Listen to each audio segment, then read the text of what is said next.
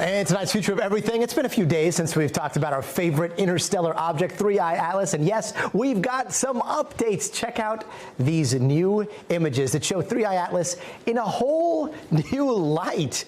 What's going on with this situation? What are these jets?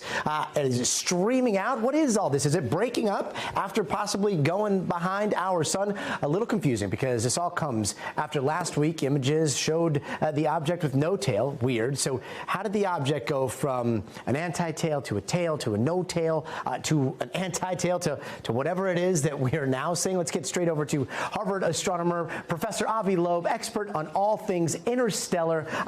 Professor, great to see you. So is this a breakup of 3i Atlas? What does this all mean here? Well, thanks for having me. We see more than 7 jets that are tightly collimated coming out of this object. And of course, there are 2 possibilities that we considered all along, that these jets are naturally produced out of ice on the surface of a rock. And the second possibility is that they might be thrusters on the technological spacecraft. And so how do we tell the difference? Well, if it's a natural object, then we know the temperature on the surface of a rock, given its distance from the sun, and that gives the characteristic speed of any volatiles that get sublimated and ejected from those pockets of ice. And so knowing the speed, we can see how far these jets go into the solar wind. We know the properties of the solar wind, and these jets appear to be, some of them, in the direction of the sun, and they go 1 million kilometers away from the object. So knowing the properties, the speed and the density of the solar wind, we can infer how much mass is being carried by these jets. And I did the calculation, and I found of the order of 5 billion tons of material. Now we ask, okay, how much energy is needed to sublimate ice with such a large mass?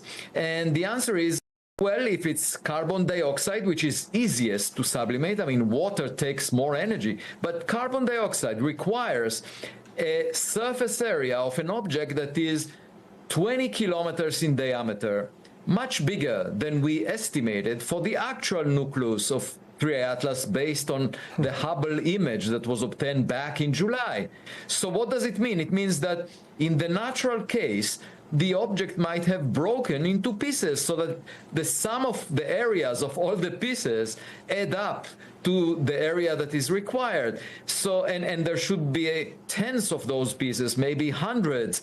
And we don't have a good enough image yet to figure out if there are pieces. They would get separated by the tidal force of the sun as we move into the next few weeks.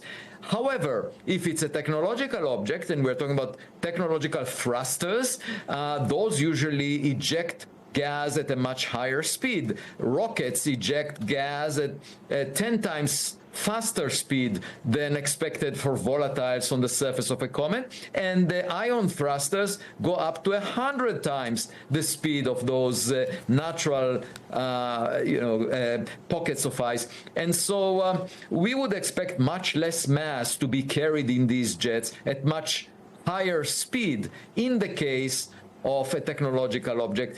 And the coming weeks will tell us the answer, because if this object is broken up, we will see the pieces. We would see slow-moving jets with a lot of mass in them. On the other hand, if it's a technological object, very fast jets with much less material in them, and the object maintains its integrity as it moves along. I know is the date that I've got circled. That's supposed to be when we get the clearest images of 3i Atlas, and yet it does seem like, you know, every day we're seeing more and more imagery from Earth and from beyond of 3i Atlas. Do you expect any surprises before then? And look, we talk a lot. Like, you and I are basically becoming, you know, best friends on my phone here. I have sensed like a little bit of a tone shift from you. I might be reading into it. Are you like Are you worried at all as this thing gets a little bit closer, or do you still think that this is most likely natural? No, I'm just waiting for the evidence to come in, and whatever it is, that's the fun of doing science, that we should be guided by data. So science, the foundation of science is the curiosity, the humility to learn. It's a learning experience, work in progress. And it's very different than the arrogance of expertise, where based on past knowledge, you assume that you can forecast what nature would reveal. And so let's just wait a few more weeks. We'll figure it out. And let's hope that there will be no gifts from this object for the holidays on Earth. If it's a natural object, there is nothing to worry about. Don't lose any sleep for now until we figure out, that it might be technological. In that case, I would start worrying, yes. Avi Loeb, can't wait to see what happens next. Professor, thank you very much. We thank you for watching, and remember, stay updated on breaking news and top stories on the NBC News app or watch live on our YouTube channel.